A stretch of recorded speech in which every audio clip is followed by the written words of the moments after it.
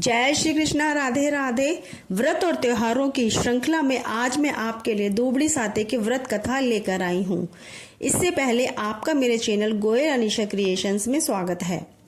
हिंदू धर्म शास्त्रों में उत्तम संतान की प्राप्ति से लेकर संतान की रक्षा तक के लिए अनेक व्रतों का उल्लेख मिलता है।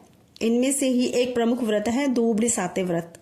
यह व्रत भाद्रपद माह के शुक्ल पक्ष की सप्तमी के दिन किया जाता है। इस दिन संतान की रक्षा के लिए महिलाएं व्रत रखकर पूजन करती हैं और दुबड़ी साते की कथा सुनती हैं। बिना कथा के व्रत संपूर्ण नहीं माना जाता है। आइए अब कथा को प्रारंभ करते हैं। एक साहूकार था, उसके 7 बेटे थे। साहूकार बेटों का ब्याह करता, ब्याह करते ही बेटे मर जाते। 6 बेटे तो इस तरह मर गए और जब 7वें बेटे का ब्याह करने लगा तो मन में डरने लगा कि ब्याह तो कर रहे हैं परंतु यह भी क्या जिएगा। ब्याह में सारी बेटियों को बुलाया गया। तब सबसे बड़ी बुआ आने लगी तो एक बुढ़िया के रुकी। तब उसने पूछा कि तू क्या कर रही है। तब बुढ़िया बोली कि एक साहूकार है जिसके 6 बेटे तो विवाह होते ही मर गए, अब 7वें का विवाह है जो ब्याह होते ही मर जाएगा। तब बुआ बोली कि वह किसी तरह से बच नहीं सकता क्या। बुढ़िया बोली कि कोई दुबड़ी साते की पूजा करे, ठंडा खाए, कांटा फांसे और उसकी बुआ उसके विवाह में सारे काम उल्टा करती जाए तो वह जी सकता है, नहीं तो वह नहीं जिएगा। बुआ नेक करते समय गाली देती जाए, फेरों के समय कच्चे करवे में कच्चा दूध और गर्म लकड़ी लेकर बैठ जाए। जब फेरे हों तब उसको डसने के लिए सांप आएगा, तब सांप के आगे करवा रख दे, पीछे से गर्म लकड़ी से सांप के गले में फांसी दे दे। बाद में सर्पनी आएगी और बोलेगी कि तू सांप को छोड़ दे। तब सर्पनी से वचन ले ले कि तू साहूकार के 7 बेटों को छोड़े, तब सांप को छोड़ेगी। इतनी बात सुनकर वह बुआ अपने पीहर पहुंची और बुआ को आते देखकर सब बोले कि बुआ जी आ गई, परंतु वह बुआ उतरते ही गाली देने लगी। तब सब बोले कि मैंने तो कच्चा सूत बांध रखा है और तुम आते ही गाली देने लगी, परंतु वह कुछ भी नहीं बोली और सारे नियम उल्टे कराती गई। वह गाली देती गई और किसी की बात नहीं सुनी। जब उसकी बारात जाने लगी तो वह बोली कि इसकी बारात पिछले दरवाजे से निकलेगी। सबने बहुत समझाया परंतु उसने किसी की बात नहीं सुनी और बारात पीछे के दरवाजे से निकाली। बारात निकलते ही दरवाजा टूट गया। तब सब बोले बुआ ने तो बहुत अच्छा काम किया, नहीं तो सब कोई मर जाते। जब बारात चलने लगी तो बोली कि मैं तो बारात में साथ जाऊंगी। तो सबने बहुत समझाया कि औरतें बारात में नहीं जाती, लेकिन वह जिद करके चली गई।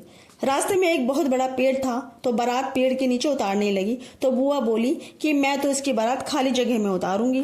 बारात खाली जगह पर उतारते ही पेड़ टूटकर नीचे गिर गया। तब सबने बोला कि बुआ जी बहुत अच्छी हैं, नहीं तो सब कोई दब कर मर जाते। तब बारात वहां पर पहुंची तो वह बोली मैं तो ढुकाव आगे के दरवाजे से नहीं होने देती, पीछे के दरवाजे से ढुकाव कराऊंगी।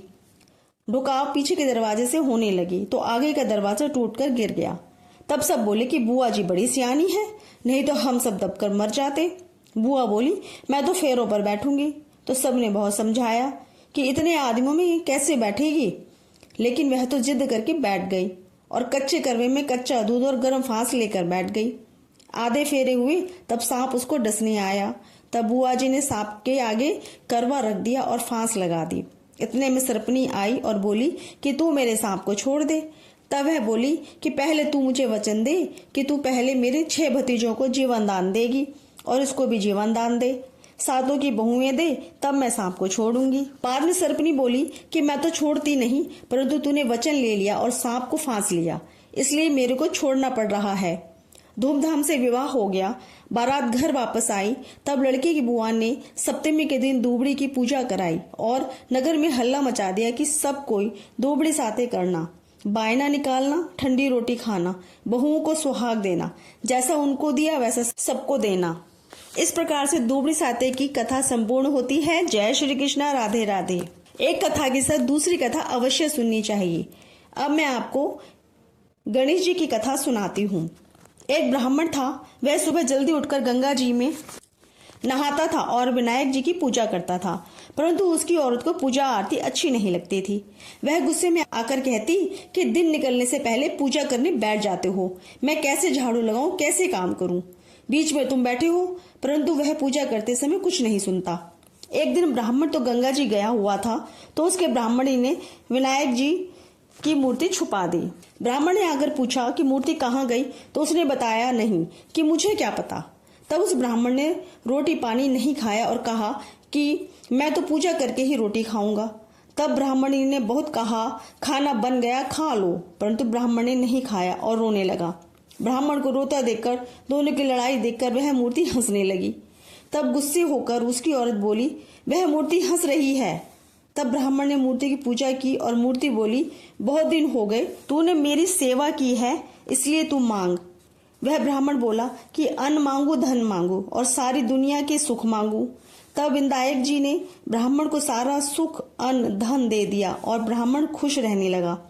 विनायक जी महाराज, जैसा ब्राह्मण को सुख दिया, वैसा कहने सुनने वाले सब परिवार को सुख देना। विनायक महाराज की जय हो।